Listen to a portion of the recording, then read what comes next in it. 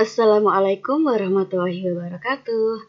Kembali lagi di channel Pengen Tahuan. Sudah lama sekali Pengen Tahuan tidak mengupload contoh latihan soal SKP. Nah, untuk kali ini Mimin mau berbagi lagi contoh latihan soal SKP. Untuk kali ini pada formasi tenaga kesehatan. Nah, di sini nanti ada 2 part. Jadi untuk yang pertama ini part 1.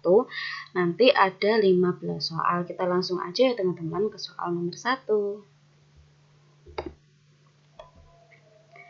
Nah, untuk soal nomor 1, berdasarkan cara pengobatannya, pelayanan kesehatan tradisional terbagi menjadi A. Keterampilan dan ramuan, B. Ramuan dan resep, C. Pijat dan energi dalam, D. Alternatif dan konvensional, E. Alternatif dan ramuan. Kita langsung aja ke jawabannya teman-teman. Nah, jadi untuk jawabannya adalah A. Berdasarkan cara pengobatannya, pelayanan kesehatan tradisional terbagi menjadi pelayanan kesehatan tradisional yang menggunakan keterampilan. Kemudian pelayanan kesehatan tradisional yang menggunakan ramuan. Jadi untuk ramuan bisa menggunakan ramuan-ramuan herbal. Sedangkan untuk keterampilan ini biasanya kalau tidak dari keturunan bisa juga dari seringnya berlatih. Soal nomor 2, dalam pengupayaan kesehatan jiwa seseorang dapat dilakukan tindakan-tindakan di bawah ini, kecuali A. Preventif, B. Promotif, C. Naratif, D. Kuratif, dan E. Rehabilitatif. Kita langsung aja ke jawabannya. Untuk jawabannya adalah C. Upaya kesehatan jiwa terhadap pasien gangguan jiwa dan masalah psikososial terdiri atas preventif, promotif, kuratif, dan rehabilitatif. Jadi yang tidak merupakan tindakan-tindakan dalam pengupayaan kesehatan jiwa seorang itu adalah naratif.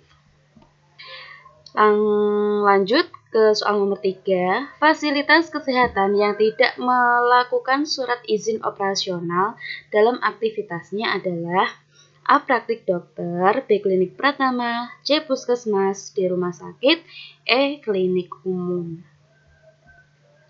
Nah, untuk jawabannya adalah A. Praktik dokter, karena praktik dokter tidak memerlukan surat izin operasional dalam aktivitasnya, melainkan cukup menggunakan surat izin praktik. Jadi harus memiliki surat izin praktik dulu. Kemudian lanjut nomor 4, Basil Salmeterol adalah imunisasi yang diharapkan dapat mencegah terjadinya penyakit A. Campak, B. TBC, C. Polio, D. Difteri, dan E. Beriberi. Jawabannya adalah B. Jadi ini merupakan jenis vaksin atau imunisasi yang diberikan pada saat bayi ketika si bayi itu berusia 1 bulan. Nah, untuk imunisasi ini sendiri itu bertujuan untuk mencegah penyakit TBC. Soal nomor 5, penggunaan sel punca dalam dunia medis dapat dilakukan untuk tujuan A. Penyembuhan penyakit dan pemulihan kesehatan, B. Reproduksi dan penyembuhan penyakit, C. Reproduksi dan pemulihan kesehatan, D. Semua jawaban benar, E. Tidak ada jawaban yang benar. Untuk jawabannya adalah A. Penyembuhan penyakit dan pemulihan kesehatan. Jadi penggunaan sel punca hanya dapat dilakukan untuk tujuan penyembuhan penyakit dan pemulihan kesehatan, serta dilarang digunakan untuk tujuan reproduksi. Soal nomor 6, menunjang percepatan penurunan angka kematian ibu atau AK dan angka kematian bayi di Indonesia melalui upaya pemberdayaan masyarakat merupakan tujuan umum dari A. Penyuluhan KB, B. Penyuluhan kesehatan reproduksi, C. Posyandu, D. Imunisasi, E. Semua jawaban benar. Kita langsung jawabannya. Jadi jawabannya adalah C. Posyandu.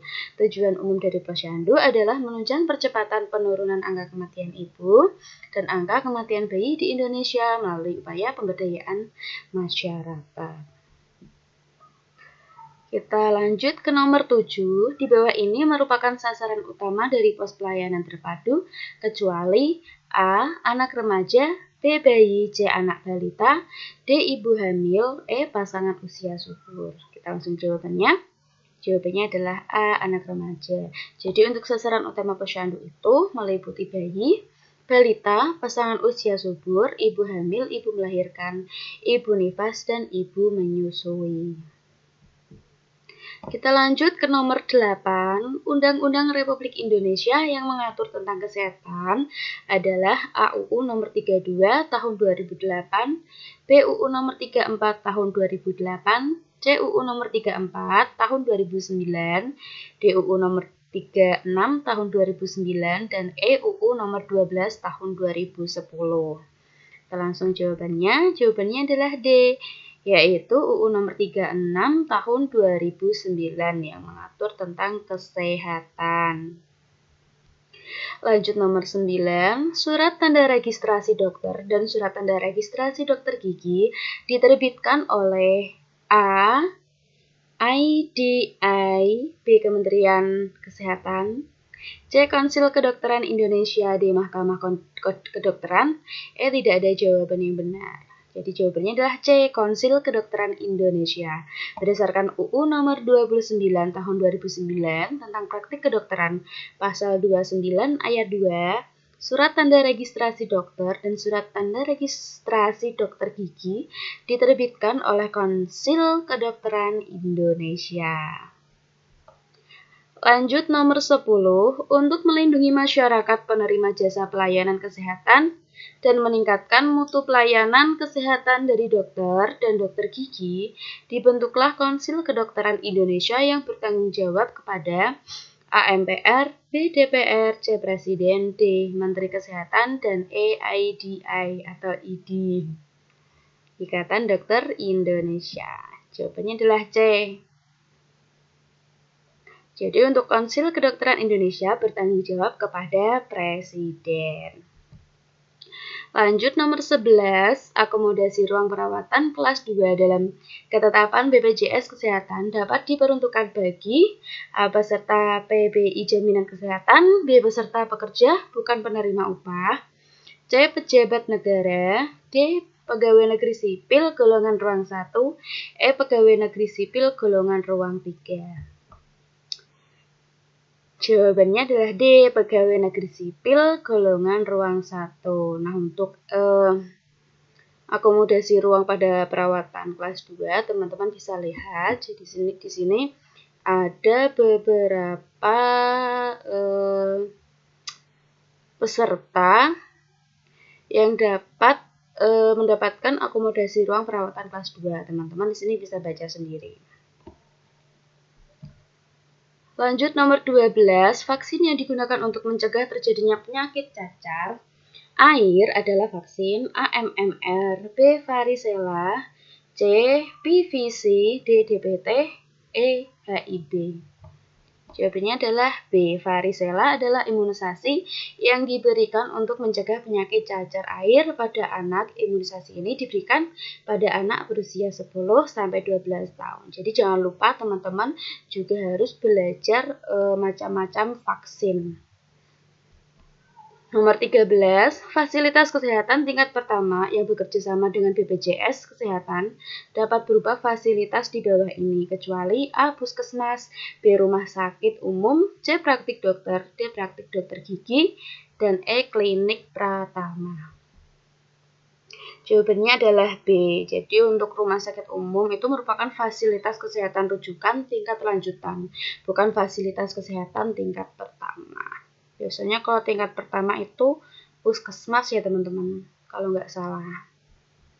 Kemudian nomor 14, hak-hak pasien diatur dalam Undang-Undang nomor 2009 tahun 2004 tentang praktik kedokteran pasal A47, B51, C52, D53, dan E56. Jawabannya adalah C52.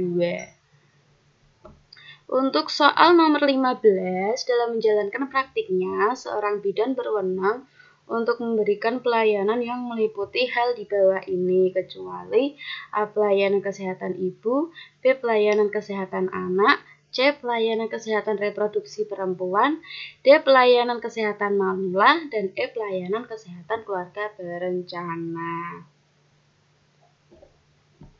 Untuk jawabannya adalah D. Dalam melakukan praktiknya, bidang berwenang memberikan pelayanan yang meliputi pelayanan kesehatan ibu, pelayanan kesehatan anak, pelayanan kesehatan reproduksi perempuan, dan keluarga berencana. Nah, demikian beberapa contoh soal latihan SKB pada tenaga kesehatan. Semoga bermanfaat untuk teman-teman. Jangan lupa untuk menonton atau kita belajar bersama pada part 2-nya ya teman-teman. Terima kasih sudah menonton. Semoga bermanfaat. Jangan lupa untuk selalu klik subscribe dan tekan tombol lonceng supaya teman-teman bisa mendapatkan notifikasi video baru dari Pengen Tahuan Channel. Terima kasih.